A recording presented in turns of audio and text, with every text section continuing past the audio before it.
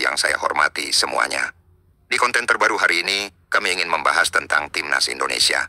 Tapi tentu bukan tentang pertandingan dari Timnas Indonesia, karena masih bulan Juni nanti baru Timnas Indonesia akan bermain melawan Cina dan juga Jepang yang merupakan dua pertandingan sisa di round 3 fase grup, yang merupakan dua pertandingan yang krusial bagi Timnas Indonesia untuk menentukan langkah minimal lolos ke round 4 babak kualifikasi Piala Dunia zona Asia.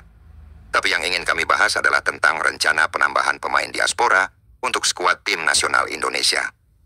Apakah itu di level senior atau juga di level usia 17? Tapi sebelum kami memberikan sudut pandang kami, pertama-tama kami ingin menjelaskan kepada teman-teman betapa pentingnya para pemain diaspora Indonesia atau para pemain keturunan Indonesia yang sekarang bermain di luar negeri.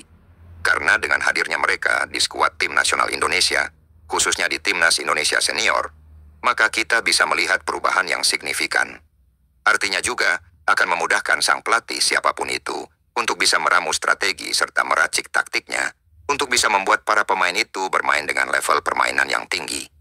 Karena seperti yang kita ketahui, para pemain yang bermain di luar negeri ini dan juga yang dibina di luar negeri tentu punya level permainan yang jauh lebih baik daripada para pemain yang bermain di kompetisi domestik untuk saat ini. Tapi tentu yang kita harapkan dengan hadirnya para pemain diaspora akan juga meningkatkan level permainan dari para pemain kita yang sekarang masih bermain di kompetisi domestik. Karena itulah salah satu manfaatnya dengan hadirnya begitu banyak pemain diaspora Indonesia di skuad tim nasional Indonesia. Artinya jika ada rencana untuk menambah pemain baru, maka kami pikir tidak ada salahnya. Tapi yang kami baca beritanya kemarin, kami baru baca berita ini kemarin. Teman-teman yang sudah ramai di hampir semua media digital, bahwa ada pernyataan dari Ketua Umum PSSI Pak Erick Thohir, bahwa untuk saat ini belum ada rencana penambahan pemain di level senior. Namun tentu yang dia berharap bahwa sang pelatih yaitu Patrick Kluivert bisa memanfaatkan sumber daya pemain yang sekarang sudah berada di dalam skuad. Dan pada saat kami membaca berita ini, awalnya kami agak kaget loh. Kenapa nggak ada penambahan pemain? Bukannya sebelumnya ya. Yang kami ikuti pemberitanya ada begitu banyak rumor yang beredar bahwa kemungkinan akan ada tambahan 3 pemain. Mungkin nanti akan ada tambahan 2 pemain. Tapi sekarang pada saat Pak Erick Thohir mengatakan belum ada rencana. Bukan artinya tidak ada rencana, tapi untuk saat ini belum ada rencana. Kami pikir ini sebetulnya adalah kabar baik juga. Kenapa kabar baik teman-teman? Karena sekarang kalau kita perhatikan materi pemain di skuad tim nasional Indonesia, sebetulnya sekarang tim nasional Indonesia sudah punya apa yang namanya kedalaman skuad. Kita mulai dulu dari posisi penjaga gawang. Ada Martin Paes, ada Emil Audero. Jika Martin Paes tidak bisa bermain, maka tentu Emil Audero yang akan diberikan kesempatan untuk tampil. Apalagi kita tahu kalau nanti Martin Paes tidak bisa turun, maka berarti Emil Audero yang akan bermain sebagai starter.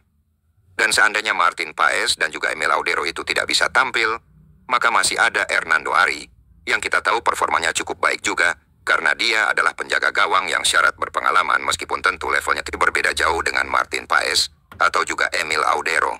Di lini pertahanan sudah ada begitu banyak pemain yang bisa bermain, mulai dari Nathan Tijo Aon, kemudian ada Justin Hubner, ada juga Jordi Ahmad Jai Ijes, ada juga Sandy Walsh yang bisa bermain ya. Di lini pertahanan ada juga Kelvin Verdong. Jadi pilihannya masih ada juga. Saine Patina Ama, yang kita tahu sekarang sudah sulit mendapatkan tempat karena ya persaingannya memang ketat. Kita geser ke tengah-tengah, sekarang kita sudah punya Joey Pelupesi. Dia luar biasa, pemain ini menurut kami underrated. Tidak banyak orang yang membicarakan tentang Joey sebelumnya, tapi dia merupakan pemain yang sangat penting di pertandingan melawan Bahrain. Kemarin dia memberikan bala bantuan kepada Tom Hay. Tom Hay sendiri kita tahu adalah pemain yang tidak tergantikan di starting line-up, karena dia punya visi yang baik. Walaupun ya kami bisa melihatlah bahwa pada saat bermain di GBK atau di tanah air memang sulit ya bagi Tom Hay untuk bisa bermain 90 menit full, ya karena memang cuacanya beda total dengan apa yang dia rasakan di Belanda. Tapi tetap dia adalah pemain yang banyak memberikan suplai bola yang akurat. Dan dengan adanya Joey itu memungkinkan dia untuk lebih fokus memberikan suplai bola secara progresif ke lini depan. Kemudian kita tahu di sayap juga sudah ada pemain seperti Eliano yang bisa bermain. Ada Kevin Dix juga, dan di depan kalau kita geser sekarang kita sudah punya Ole Romeni. Kita tahu pemain yang bisa mencetak 2 gol dalam 2 pertandingan terakhir. Masih ada Rafa Struijk, ada Marcelino Ferdinand yang bisa bermain di depan. Nah tapi bisa juga nanti kalau di depan ini lini depan ya. Kalau mungkin nanti ada pemain yang punya potensi yang baik, Bisa juga nanti pemain tersebut akan coba apa dibicarakan untuk menjadi bagian dari skuad tim nasional Indonesia. Karena, ya sebetulnya kalau di depan ini yang saya khawatir kalau seandainya Ole Romeni ini tidak bisa tampil, ya memang masih Rafael Struijk, tapi kalau dari segi produktivitas ya tentulah Ole Romeni ini kan lebih baik. Ada Ragnar Oratmangun juga. Jadi sebetulnya pilihannya untuk saat ini banyak. Tapi mungkin ke depan, mungkin setelah 2 pertandingan nanti di bulan Juni ya. Dan Indonesia bisa terus melaju minimal round 4. Nah maka kami pikir bisa juga nanti akan ada rencana untuk penambahan pemain. Tapi kami pikir dengan pemain yang ada sekarang, juga sebetulnya ini juga sudah cukup baik bagi Patrick Kluivert. Karena tentu dia sudah bisa melihat performa dari para pemain dalam 2 pertandingan terakhir ini sudah lebih dari cukup. Artinya dia sudah bisa melihat apa kelemahan di pertandingan melawan Australia. Apa yang menjadi kekuatan dari timnas kita yaitu counter attack. Sehingga itu yang dia pakai di pertandingan melawan Bahrain dan itu berhasil. Tapi sebetulnya masih ada kelemahan di lini pertahanan timnas kita. Karena beberapa kali bisa ditembus oleh para pemain Bahrain. Artinya di tengah harus lebih kuat lagi dalam melakukan pressing. Maka daripada itu pada saat Ricky Kambuaya masuk, dia juga sempat memberikan gangguan ke ruang pertahanan Bahrain. Karena dia juga pintar dalam merancang sebuah proses counter attack. Ricky Kambuaya juga adalah pemain yang bagus, dan kita lihat dengan begitu banyak pemain diaspora. Para pemain kita yang bermain di kompetisi domestik juga performanya terangkat. Nah artinya mental mereka juga semakin baik, karena mereka sadar mereka bermain dengan pemain-pemain yang memang level permainannya bagus. Tapi sekarang kan kita juga menunggu nih, apakah di level usia 17 akan ada penambahan pemain. Ya kami pikir jika ada pemain yang punya potensi yang bagus tentu akan ditambah pasti. Tapi kan sebelumnya juga kita lihat yang dicari ternyata yang dapat cuma Lucas Lee dan Matthew Baker. Lucas Lee ternyata tidak bisa ikut untuk Piala AFC, usia 17, dan ternyata Matthew Baker. Luar biasa kan pemain ini Matthew Baker. Beberapa kali dia bisa memberikan umpan-umpan kunci dari ruang pertahanan timnas Indonesia. Usia 17. Justru kami pikir lebih baik nih di timnas Indonesia. Usia 17 ditambah pemain diaspora jika ada. Karena kan enggak segampang itu. Memang kita ingin tarik si A, tarik si B, tarik si C, tapi kan kembali lagi kepada sang pemain. Dia punya niat yang baik atau enggak? Dia punya niat yang tulus atau tidak untuk membela timnas Indonesia? Karena ini kan bukan membeli pemain, tapi mengajak pemain tersebut berdiskusi dan bicara tentang proyek dari tim nasional Indonesia. Dan kami pikir dalam hal ini Ketua Umum PSSI Pak Erick Thohir adalah sosok yang memang tepat. Dan kami yakin ada juga peran dari Pak Erick Thohir, sehingga para pemain diaspora Indonesia ini juga mau gabung ke timnas Indonesia.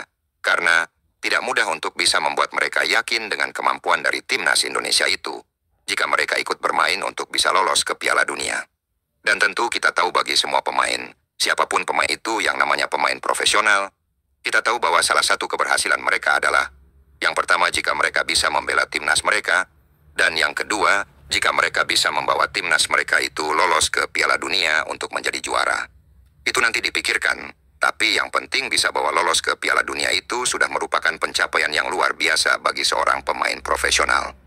Tapi lagi-lagi nih, kita harus ingat bahwa nanti akan ada juga pertandingan-pertandingan dari timnas Indonesia U23.